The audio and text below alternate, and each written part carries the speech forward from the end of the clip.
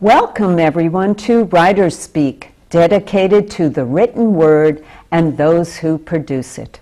I am your host, Jeannie Sloan, the author of 3 historical novels about women during World War II.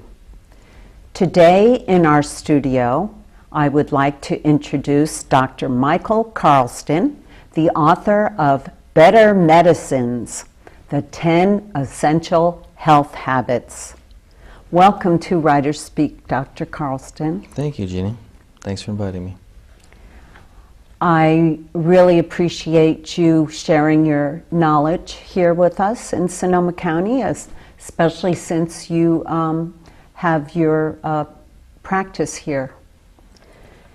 You are an internationally recognized authority on the integration of conventional and complementary medicine with over 30 years as a medical physician with a background in sports medicine. When I looked at this book, I was so pleased with how easy it was to understand and read. I'm delighted. I'm trying not to... Yeah, awesome. Yeah, it's one of the things which can be very difficult is that there are, especially when it gets around healthcare, so much gets jargony, and important concepts can easily get lost, and I've always felt that clear communication is vitally important. More than I've succeeded, I've thought that that's important, so I'm glad to hear that I succeeded in this case. Well, a lot of us want to read about medicine and our bodies, but you get a hold of some of these books and you go, I don't get it. Yeah. The other part of which is a really big problem, and the reason why I wrote the book, is because part of it is fighting back against just an immense amount of misinformation about health. People get confused all the time because they hear some study that says this and they go, well, didn't I just hear the opposite? And the truth is that they probably did. Yeah. In part because there's not much digestion. The media hears something and puts it out there right away, and nobody really puts it in context. So it's important to go through what really is important, and then those of us with the experience and knowledge of stuff, especially, I tell patients it's like living thousands of lives when they share their experiences with me. So learning what things actually work for people and how to help people achieve better health. And better than medicine. It's very refreshing. And I found the 10 Essential Health Habits, you know, I know that. Yeah. You know, they're almost common sense. Yeah. But to me, being able to talk to you about them, and you telling our audience why. That's a really important thing you're touching on there. The reason for that is that because these elements of good health are not secret in a way, they're really denigrated. I mean, there's this delusion that we share that it's like, well, if it doesn't come from a prescription bottle, it's not going to be helpful. And so really the truths about the essential habits are, number one, they're glacial because they're slow, but also because they're powerful. Number two, they're irreplaceable. A lot of people think, well, you know I should exercise, but I just can't, so I'll go ahead and take the medicine when I need to later on. The medicines can't replace water, they can't replace exercise. It's not, these things are foundational, they can't be replaced. These habits make you feel better, they'll make you live longer. They are effective treatment, and that's another mistake. In medicine especially, we think, well, the person's sick, so now we have to do some real medicine. We know that if people with breast cancer exercise, metastatic breast cancer, they're 15% more likely to survive than if they don't. And there's so much data along these lines, and as well as clinical experience, that it's just amazing. And I'm still kind of surprised, and that's actually how I came to finally come up with the title of the book, is the recognition that these things are in fact better than medicines. By living in the right way, you biologically make yourself younger, and I like to tell patients that you can choose your parents. And by that what I mean is that because we all have genes, but whether the genes are active or inactive is what determines our health. And by following these good habits, we will learn that our bodies turn off the bad genes and turn on the good ones. So I say, well, you have to be part of your family still, but you can pick your healthiest relatives as your parents. Yeah, because one parent may have this gene, the other parent may have that, but that doesn't necessarily mean that you're going to have bad health or good health. Or Uncle Jim or Aunt Sally, who they lived in a really good way, and they lived to a long age, as opposed to, like, my father died at 47 of a heart attack, and I'm way past that. And I know that it's because of how I've lived my life. It gives you a wake-up call, though, when you do. I think we all do identify with how old our parents are and how old they were when they died. And when you get past that age, you go, oh, I think I'll... Yeah, at this point, I've outlived my father and both of my grandfathers. Yeah, so well, that's very telling. Yeah. Well, let's talk about number one. Okay. So, drink water. Yeah, that's a great example, because it's one of those things like, well, there's no research. Well, that's true. Why would somebody do research? Who's going to put out the money to involve in a study to prove that something which is free is good for you? At the same time, we go like, well, if you don't drink enough, you die.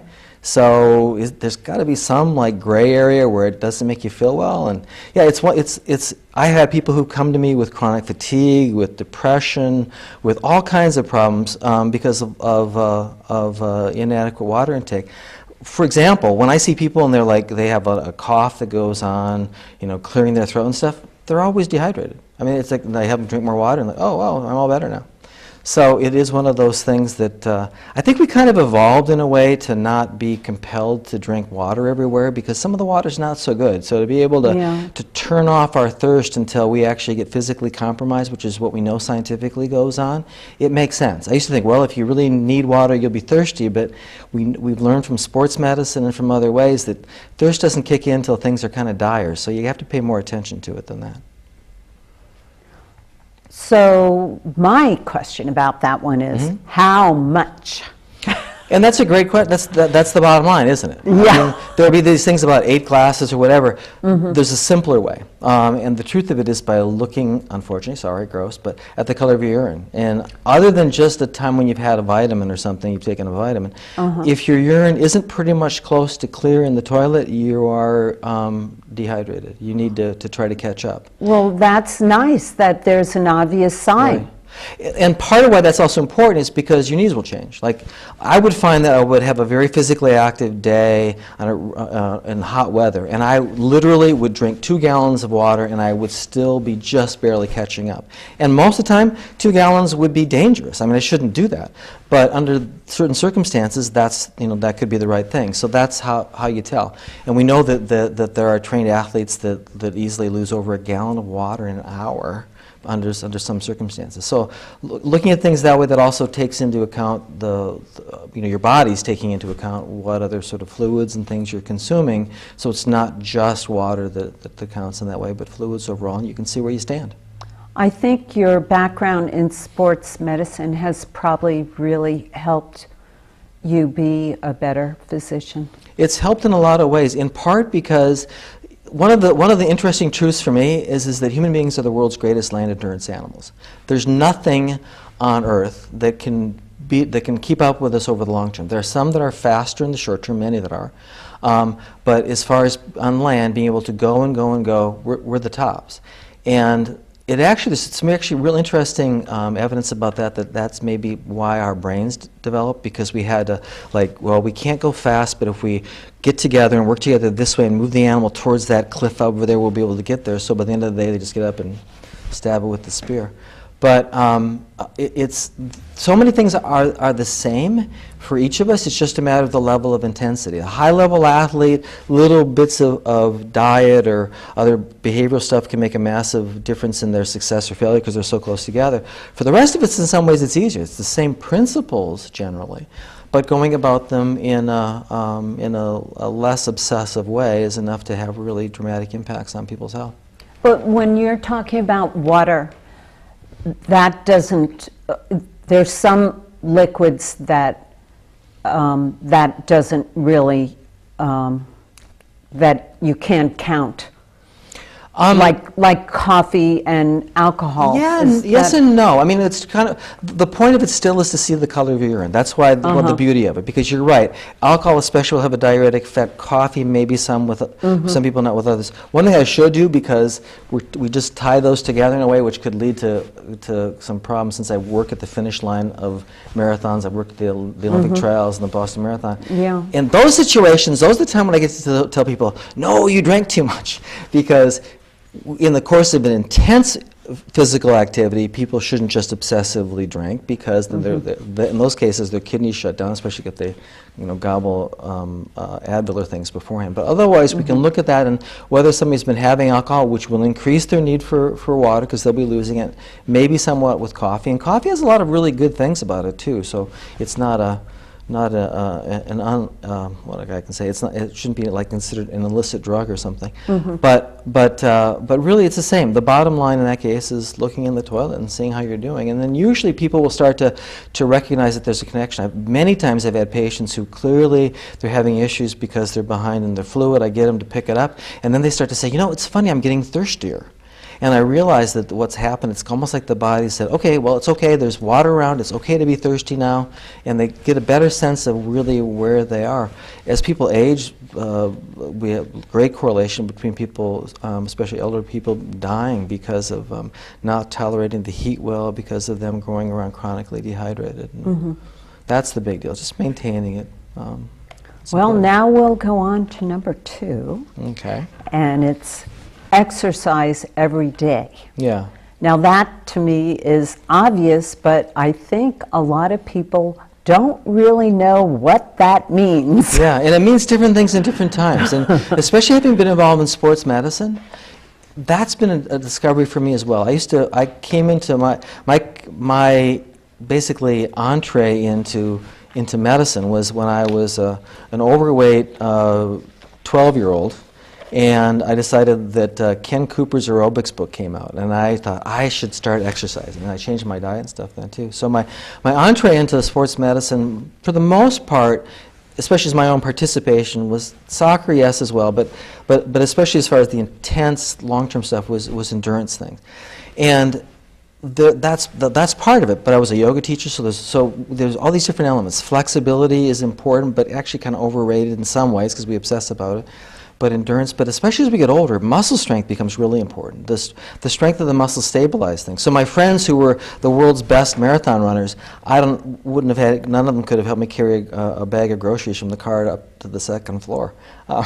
So there are compromises in all sorts of ways and different elements. Because they were just using their legs. They were very fit in some ways and not in others. Yeah. We have a lot of information about bicycle racers.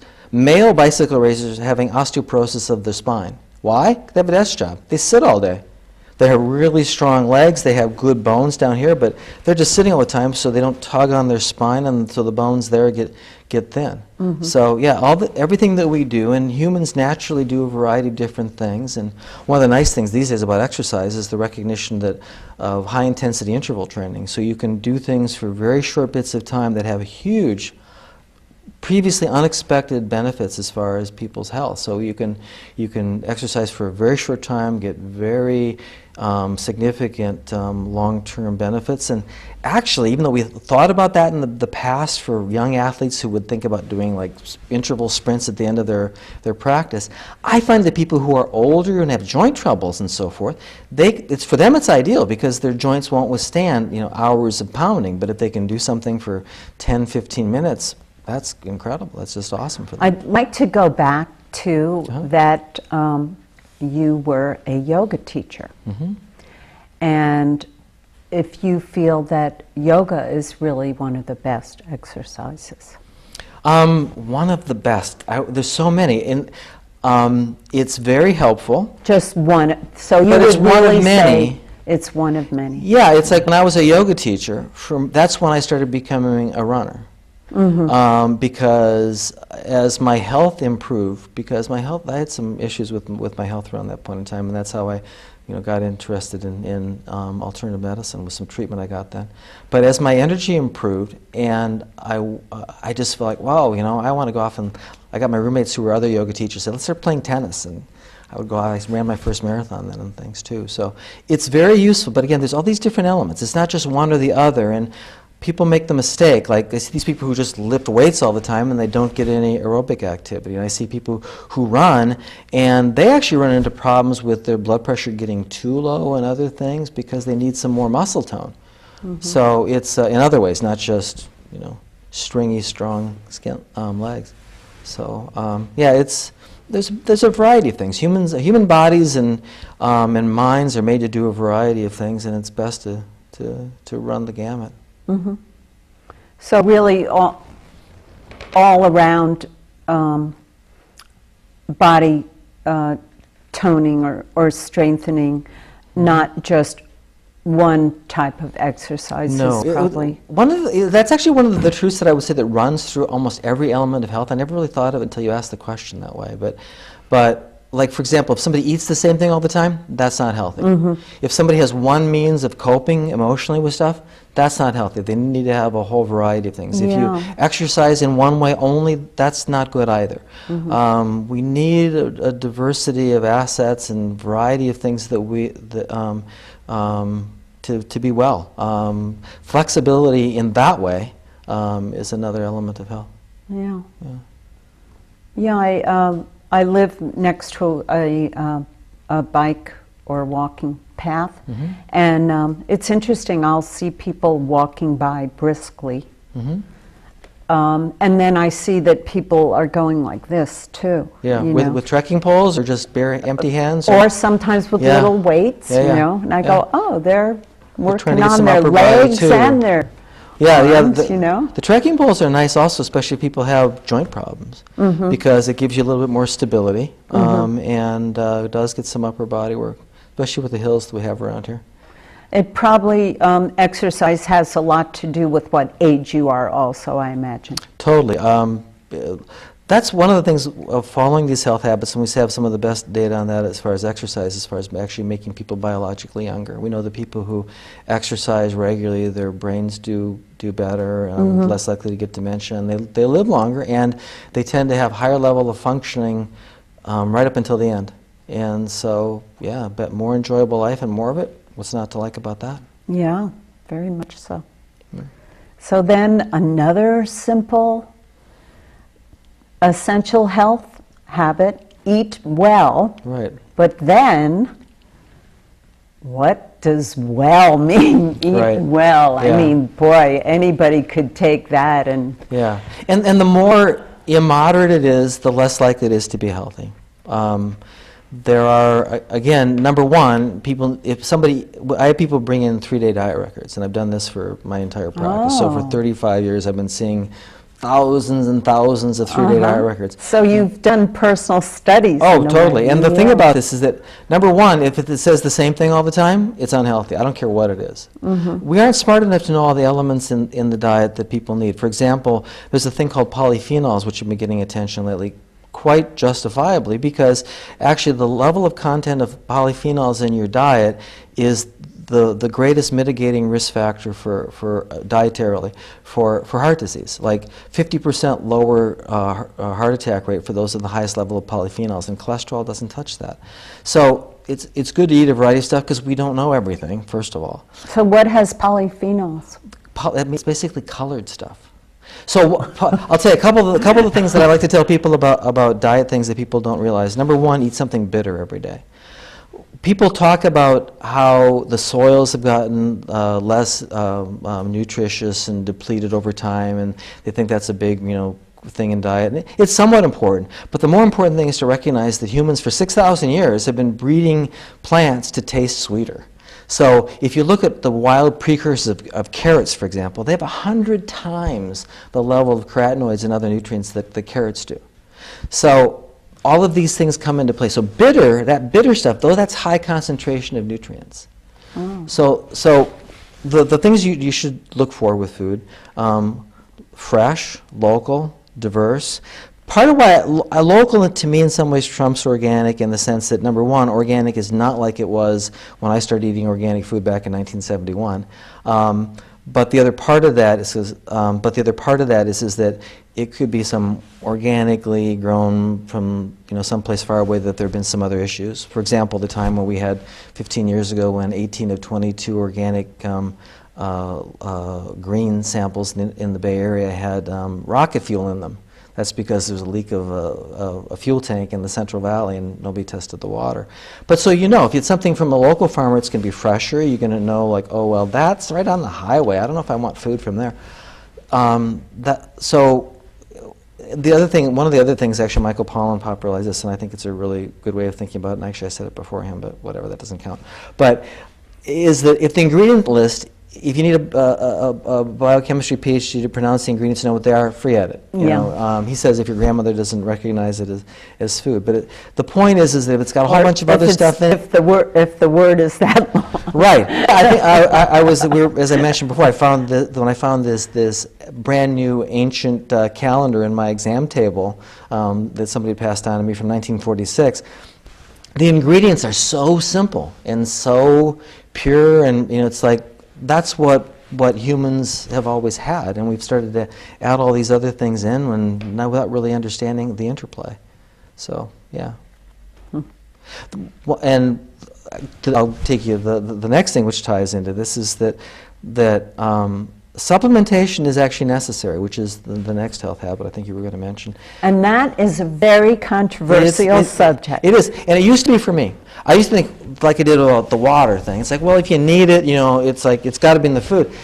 And first I would see patients for decades who were, the ones who were older and doing well and look younger than their age, they all took vitamins. I'm like, And then finally, and I would see some studies that showed things. Then I know from all the studies that have been done now, vitamin and mineral deficiencies are the norm in our country, in this country. It's just that we just have this thought that we're covered because of all the, the wealth that we have. But that's not the case. But again, the thing that finally ended it for me was one day I read this study of this scientist who followed chimpanzees in the jungle, collected the foods that they ate and analyzed them. These little 10 to 12 pound chimps were getting 600 to 700 milligrams of vitamin C every day in the wild foods they ate. And like I said before about the nutrients in wild foods, I went, oh, that's the point. The point is that we aren't eating the foods that our ancestors up until 6,000 years ago ate. So actually, we're getting the foods that we have are nutrient poor. So, and there's individual variation. So I don't recommend that people take massively high levels of supplements. I recommend that they take certain moderate levels, and I outline that in the book. But particular attention to the things that are more commonly problems. Things like omega-3 oils and magnesium and calcium to a certain degree too, and obviously vitamin D. So it needs to be thoughtful. The other thing which is really unusual is that people don't realize you're all taking vitamins anyway, and you have been since 1930. The government, because they put it pellagra, in everything. Right. We had nutritional disease was the #4 leading killer in the South of the United States back in the 1930s. And that was combated by adding nutrients to the food supply, which we still do. And we've added it in recent times, too, with folate for this neurologic defect in babies. And there's a variety of things. So it's already happening. And just the thing to do is to do it thoughtfully and do it better. Like, for example, folate's been in the blood supply, but 1 out of 5, or the food supply, rather.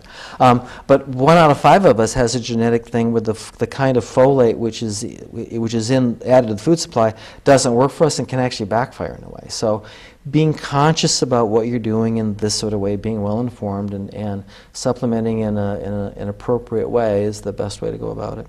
Well, as a physician then, do you do blood and urine testing to find out if a person does need supplements and what they are? When I can. The problem is the testing isn't as good as we would like it to be, but thankfully people are.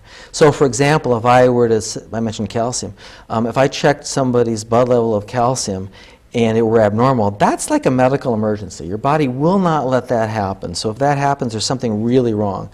At the same time, there are a lot of people who have a problem with getting too little calcium, but clinically, what I'll what I know is that they'll have problems like with leg cramps, especially at nighttime, or they'll have like some certain kind of sleep disturbances and other things which will clue me in. And then I look at their diet and go, okay, yeah, they aren't getting anywhere near what you need to. There are some things for which we can test and others that we can't do very well. We're getting better. We still have a ways to go. So some of them are important and can be done, and others it's really a matter of looking at somebody's diet. And again, while that whole diversity thing comes into play, because if you get a variety of things, you're less likely to create troubles. And the other problem, which I hope we'll get to soon, is that because there's genetic and individual variation, some people just need a lot more of something than somebody else does. And so when we set the standards themselves have problems for a variety of reasons, but and they're generally good, but there's some issues with some of them. But that doesn't account for individual variation, and we know that that's there. But assessing that and knowing exactly whom needs what, that's partly why docs need to have more nutritional education. When I was in medical school, and it hasn't changed, which is really depressing, we got 1 hour a day for 2 weeks, 10 hours, of nutritional education in my biochemistry class by a professor who literally sniveled about the smell of the rancid organic fatty acids in those organic muffins in the back row being eaten by me. That's a funny memory. Huh? Yeah, and so when I organized a weekend seminar on nutrition that was a Friday night and Saturday, I realized that sadly that the students that went to that, the 68 students, the 240 that went to it, doubled their hours of nutritional education. So when people look to their physician for nutritional advice, just bear in mind that that physician probably is highly likely to have less background than the person asking the question at times, unfortunately. So needs to change, but hasn't yet. So should someone just take supplements because, let's say they go to you and they complain about this and that, and then you find out, well, you are lacking calcium, or should they take a certain vitamin supplement no matter what? I think it's a good idea to supplement with certain things just generally, and I've outlined that in the book. I mean, omega-3 oils, a good multiple vitamin. One thing about calcium is if you take it, calcium blocks everything. Like the guy who founded homeopathy, Samuel Hahnemann, first became famous as a chemist because he was able to figure out a way to dissolve calcium because it's so hard to do that. But it blocks all these other nutrients. So if you get a multiple vitamin that's got calcium in it, it keeps your body from absorbing everything else. So getting a multiple vitamin without calcium, you take calcium before bed because it actually helps you sleep. So there are a few things like that. But again, not going crazy with it. And there are, like with patients, I'll have many people who need, specifically for them, they need higher levels of a certain nutrient. So I know how to do that, and other healthcare providers could do that. But for a person just on their own, you want to try to keep to a lower level so you don't create any trouble, and consider what your diet is like. Say if somebody's a vegetarian, they're going to need more zinc, and that is one of the issues that comes into play with supplementation too, because a lot of us have food sensitivities of one sort or another, and you have to make up for that in some way. So this, the taking supplements, it would be really worthwhile for someone to read that entire chapter. Yeah. It sounds like that. Yeah, and look at things and consider their circumstances. And the bottom line of it, though, too, is if they have a health problem, then they should see somebody to go over it. And I think it's a good idea just generally to have somebody else take a peek at your diet, like once a year or so, or just to see where you're at. The old health screening exams from the medical side aren't very effective because we just look for the wrong things or the end stage of stuff, so they don't really help that much. But looking at things in a more basic way, preventatively, as far as the health habits, that's a much better use of your time. So when a patient comes to see you, you always ask for a 3-day record? Every single new patient. That's fascinating. Yeah. I've never been asked that. Yeah. Well, that's part of the thing. One of the reasons I wrote the book too is there are a lot of things that I can't get around to. It's like the next health habit has to do with avoiding things that make you sick. And I have many of my patients who've gone through that go, whoa, there's all these things in there I didn't realize. And one of the other older than me founders of this Integrative Medicine. He wrote to me a bit ago because he had come upon the book and thought that the chapter I wrote on that was just brilliant because of how I covered all the varieties of different things that we come across. Because there are so many things in the environment and so many things that unfortunately we can't do a lot about, but which makes those that we can even more important to be aware of and to try to limit our exposure and do what we can in that kind of way. You got some very nice reviews on your book from many medical physicians. I was happy to see that. Yeah, I am too, especially because I've spent so much of my career in medicine going, being ostracized. I mean, like, I had somebody in medical school when we had the support group and we were supposed to, like, say all of your feelings. How are you feeling? Well, I said, well, I feel a little bit different. Oh, we're all different. And I said, well, actually, and I mentioned some of my different interests, along these sorts of lines and about alternative medicine. And like one of those people who was becoming one of my friends never spoke to me again. And the nicest response I got from one was like, you seem smart and I hope you'll soon learn the error of your ways. And actually, over time, I've learned that I was right. So anyway, and medicine's coming along, and there's increasing awareness that some of the things which are that have been neglected are really just crucial. They're fundamental not because they're boring. They're fundamental because they're essential, and they have to be taken care of. Well, you seem like the type of physician that has gone and done all the schooling, but I think probably from the beginning, you were doing a lot of questioning. Yeah. Well, we're told this is gospel. Right. But is it really? Yeah. It is, that is one of the sicknesses in medicine is that inability to ask questions. It's a dysfunctional system in docs think that they're asking questions, but the fundamental ones don't get, and some of it's really a matter of towing the line to well, because you get ostracized otherwise, and it can, things can be very uncomfortable, and people just kind of want to go along and not really step back and go, well, wait a second, why? I mean, like, and some of the stuff is just like I still confuses me. Like so many people take drugs to stop acid for heartburn. Okay, so but the thing is that every medical student learns that you need really, really strong acid in your stomach to digest all these foods, to nutrients, to protect yourself from all of the bacterial stuff that's coming through your body. And then we go, and they also learn that older people who tend to have a lot of this stuff tend to have low stomach acid to begin with. And they have problems with B12, and they have problems with osteoporosis, which are related to those nutrients.